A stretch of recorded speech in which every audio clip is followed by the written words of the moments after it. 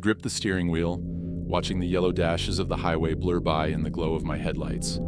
The road stretched out in front of me, slicing through the dark forest like a silver scar. My phone battery had died an hour ago, so there was no GPS, no music, no voice on the other end of the line to keep me company. Just me, alone in my car, with the empty road and the suffocating blackness of the woods surrounding me. It was well past midnight, and I had miles to go before reaching the small town where my brother lived. I had the sensation that something was watching me. Every time my gaze wandered toward the dark trees on either side of the road, I felt a prickling at the back of my neck, as if invisible eyes were staring right back at me. I shook it off as nerves. It was late, I was tired, and my imagination had always been a little overactive. But it didn't go away. In fact, the feeling grew stronger with every passing mile. Then, something strange happened. The road, which had been straight as an arrow, began to twist and curve in ways that didn't make any sense. I could have sworn I traveled this route 100 times before. Yet suddenly, it felt like a maze. I chalked it up to exhaustion and tried to focus, but the anxiety gnawing at my stomach was hard to ignore. As I turned one particularly sharp corner, I saw it, a figure standing in the middle of the road, illuminated by my headlights. I slammed on the brakes, my heart leaping into my throat. The car skidded to a halt just inches from them. It was a woman. She stood frozen in the middle of the road, her back to me. Her hair was long and wild, tangled and matted, as though she hadn't brushed it in years. She wore a thin, pale dress that looked almost like a hospital gown. Her arms hung limp at her sides, and she seemed entirely oblivious to the car bearing down on her. I honked my horn, a long, sharp blast that should have startled anyone out of a daze. But she didn't move. She didn't even flinch. My pulse hammered in my ears as I tried to make sense of what I was seeing. Slowly, I rolled down my window. "Hey, are you all right?" I called out, my voice sounding hollow and distant in the quiet night. She didn't respond. She just stood there, her back to me, like a statue. I sat there for a moment, fingers tapping nervously on the steering wheel. My instincts told me to keep driving, to go around her, and to get as far away from this strange woman as possible.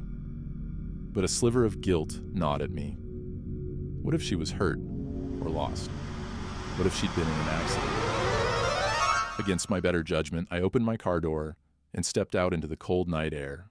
The silence was oppressive, wrapping around me like a heavy blanket. The only sound was the low hum of my car's engine. "Ma'am," I said, my voice trembling. "Do you need help?" No response. I took a few cautious steps toward her, feeling the hair on my arm stand on end. There was something wrong here, something deeply unsettling about the way she just stood there. When I was only a few feet away, she turned. The motion was slow, mechanical, as if she were a puppet on strings. Her face came into view. My stomach dropped. Her eyes were empty, hollow black pits staring straight through me. Her skin was pale and gaunt, stretched tightly over her skull. A faint, eerie smile played on her cracked lips. I stumbled back, my heart pounding in my chest. Every instinct screamed at me to run, but my feet felt rooted to the ground.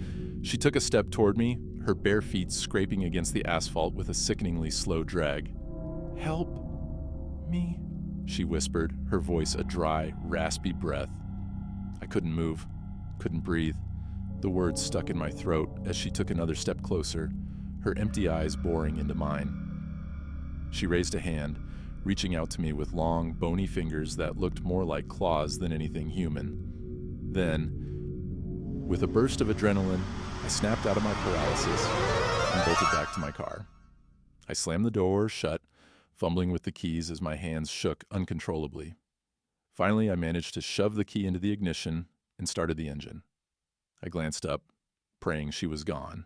She was still there, but now she was right next to my window, her face mere inches from mine, her hand pressed flat against the glass. Her smile had grown wider, too wide, stretching inhumanly across her face until it looked like her mouth was splitting open. In a blind panic, I stomped on the gas. The car lurched forward, and I watched in horror as she faded into the darkness behind me. Her hollow eyes and twisted grin burned into my memory. But the nightmare didn't end there. As I sped down the road, I kept glancing in my rearview mirror, half expecting to see her standing in the road again. Instead, I saw something worse. She was in the back seat. I froze, barely able to keep the car on the road. Her reflection stared back at me in the mirror, her black eyes glistening with malevolent glee. That terrible smile was still plastered across her face, stretching impossibly wide. I screamed and jerked the wheel, nearly running off the road, but when I looked again, the back seat was empty. She was gone. For the rest of the drive, I kept checking, my eyes darting between the road and the rearview mirror. I could feel her presence, lurking just out of sight, waiting for the moment I let my guard down. Every shadow, every flicker of movement in the corner of my eye made my heart race. When I finally pulled into my brother's driveway, I sat there, hands still gripping the wheel, too shaken to move. The silence felt thick and suffocating, pressing down on me like a weight. I forced myself to turn around to check the back seat one last time. Empty.